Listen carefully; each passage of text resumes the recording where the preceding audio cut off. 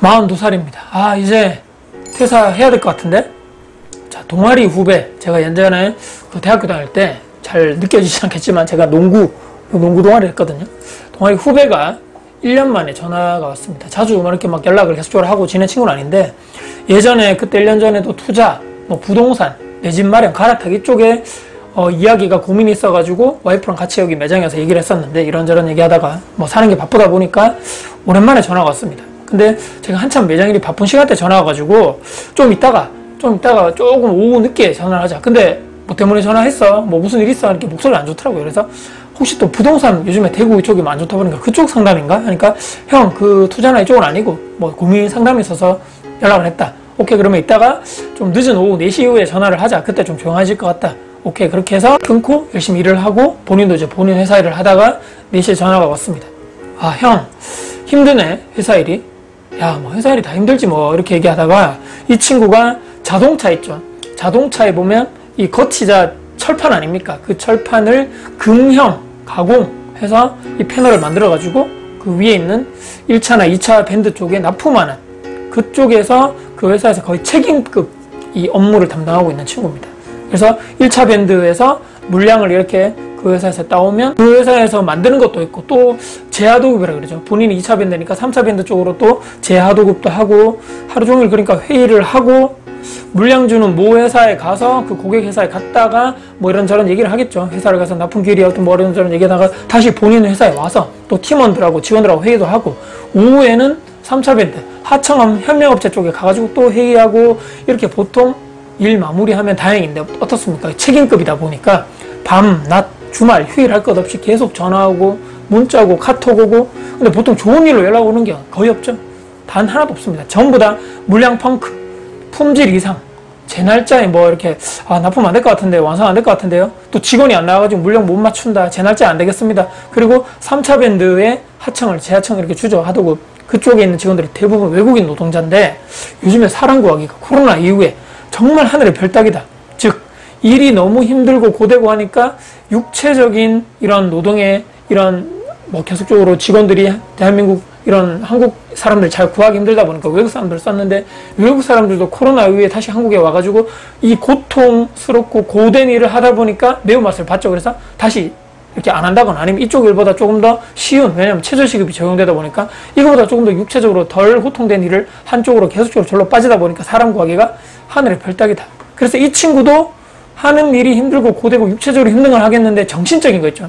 퇴근해서도 집에서 쉬는 게 아니고, 왜냐하면 계속적으로 연락 오니까. 제가 예전에 퇴사할 때랑 비슷한 상황인 거죠. 잠도 못 자고, 요즘에 밥도 이렇게 막 살기 위해서 밥 먹는 거 있죠. 맛있어서 먹는 게 아니고, 또 그렇게 계속적으로 불면증 이어가고, 이러다 보니까 대인기피증. 그렇게 예전에는 이렇게 막 밝았고 긍정적이었고 활달했거든요. 근데 이 친구가 사람 만나는 거 좋아했었는데 막 의욕도 없고, 사람 만나는 거 이제 거의 좀 막 하지 않는다 그러고, 이쪽 일을 한 지가 뭐 오래됐죠. 그래서 이제 정말 한계가 온 것 같아. 이러다 정말 내가 정말 어떻게 될까, 뭐 스트레스 받으니까 갈까봐 무섭다, 이런 얘기 하는 거죠. 또 하나의 또 큰 이유가 본인의 업종. 제가 이쪽 업종이 잘 모르겠습니다만, 본인 생각할 때는 미래가 없다. 본인 위에 선배들이 내 미래인데 45, 그러니까 45, 50 쉬인이 되면 이직도 안 돼. 또 회사에서 나가가지고 아무것도 안 하고 그냥 놀고 있는 사람도 많고, 대부분 근데 또 먹고 살아야 되니까 자영업, 창업. 근데 성공한 사람들이 거의 없다는 얘기죠. 하다가 망하고 돈 다 날리고 퇴직금 날리고. 그렇다 해서 그 사람들이 회사 다닐 때 미래 준비나 퇴사 준비나 은퇴 준비를 했냐? 그런 것도 아니죠. 왜냐하면 매일매일이 이 친구가 지금 얘기했던 대로 고통스럽고 힘들고, 육체적, 정신적으로 고통스럽고, 그런 거 신경 쓸 여유조차, 재테크 투자 이런 여유조차 없다는 얘기입니다. 나도 근데 저렇게 되는 게 아닌가, 덜컥 겁이 났다는 얘기죠. 그래서 지금이 본인은 투자, 재테크, 부동산 조금 하고 있지만 그래도 불안하다. 그래서 제가 생각났다는 거죠. 제가 예전에 이런 정신적 스트레스, 육체적인 고통 때문에 퇴사를 했죠.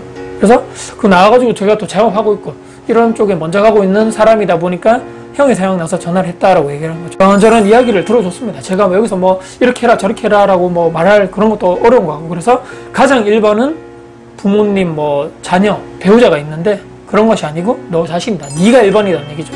네가 정말 힘들고 고통스럽고 못 버티겠으면 나오는 게 맞다는 얘기입니다. 하지만 나오기 전에 일단은 뭐 해 먹고 살지, 저는 이제 영상에서도 수차례 말씀드렸지만 1년 정도 자영업에 대한, 이 매장에 대한 창업 준비를 했습니다.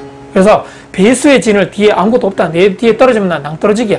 그 배수의 진을 치고 준비를 해라. 현직에 있을 때. 절대로 감정적으로 그럼 내가 당장 힘들어가지고 나 이 사표 그냥 던질 거야. 이렇게 퇴직하면 안 되고 와이프하고 진솔하게 얘기를 해라. 나 너무 이렇게 힘든데 무작정 뭐 감정적으로 나온다 이것이 아니고 뭐 형도 이렇게 1년 기간 준비를 했으니까 너도 창업에 대한 업적으로 네가 나와서 뭘 할지를 고민을 해봐라. 강의도 듣고 또 시중에 나와 있는 자영업을 할 거라면 형처럼 뭐 시중에 나와 있던 그때 당시에 요식업 창업책을 전 다 읽었거든요. 그런 식으로 노력을 해야 된다.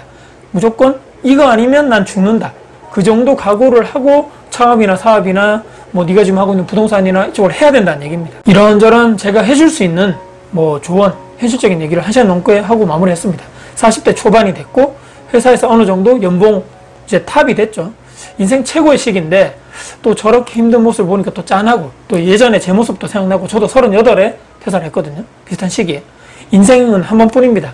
내 인생은 내가 사는 거지 누가 대신 살아주는 게 아니죠. 정말 힘들고 고통스럽고 잠도 못 자고 또 이것이 불면증에다가 정신병 걸릴 것 같으면 우리나라 최고의 대기업 다닌다 해도 그냥 나와야 되는 것이 사실입니다. 내가 죽으면 무슨 소용입니까? 아무것도 소용없다는 얘기입니다. 세상에 내가 없는데 일단 내가 살고 봐야 된다. 제2의 인생 갈림길 앞에 딱 서 있죠.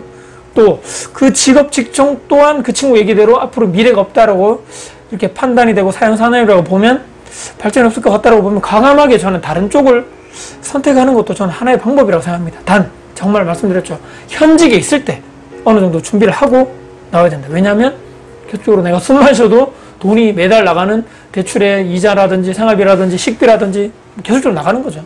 돈이 계속적으로 나가야 되기 때문에 너는 가장으로서 책임이나 의무를 잊지 말고 최선을 다해줬으면 좋겠다라고 마지막 이렇게 용기를 주면서 그런 현실적인 얘기를 좀 했습니다. 영상 마지막으로 이 친구에게 이 후배에게 정말 응원한다는 말을 하고 통화를 한 다음에 그 다음 날에 저녁에 형 이런 문자가 왔습니다. 당장 내가 뭐 어떻게 하겠다는 이런 뭐 감정적인 것보다는 일단은 내 고민이나 이런 마음에 있는 얘기를 형한테 속 시원하게 할 수 있어서 그것만으로도 너무나 고마웠다라고 얘기했습니다. 그렇습니다. 이게 사람이 끙끙 앓으면 나만 속에 병되거든요. 그래서 일단은 뭐 네가 감정을 잘 추스리고 최대한 스트레스를 받는 것도 이렇게 어렵겠지만 조금 이렇게 좀 내려두면서 살 길을 같이 이렇게 찾아봐라. 일도 하지만 그래도 모든 일을 네가 다 떠안고 네가 모든 회사 일을 떠안고 네가 막 내가 없으면 회사가 안 돌아가 이런 거는 좀 내려두고 같이 해라. 지금은 곧 회사 일도 중요하지만 네가 나올 준비도 조금씩 해야 된다라는 이런 얘기를 하면서 또 힘든 일 있으면 연락해라라고 얘기를 했습니다. 여러분 어떻습니까? 정말 힘들죠. 회사 일이 좋아서 하는 사람 단 한 명도 없습니다. 근데 회사에 있을 때 무조건 나는 제2의 인생, 회사를 나와서 은퇴 퇴직 후의 인생을 현직에 있을 때 반드시 준비를 하고 나야 된다는 점은 그 누구도 부정할 수 없는 사실이라는 마지막 말씀드리면서 영상을 마무리할까 합니다. 영상 여러분께 도움이 되셨다면 구독, 좋아요, 알람 설정, 댓글 주시고요.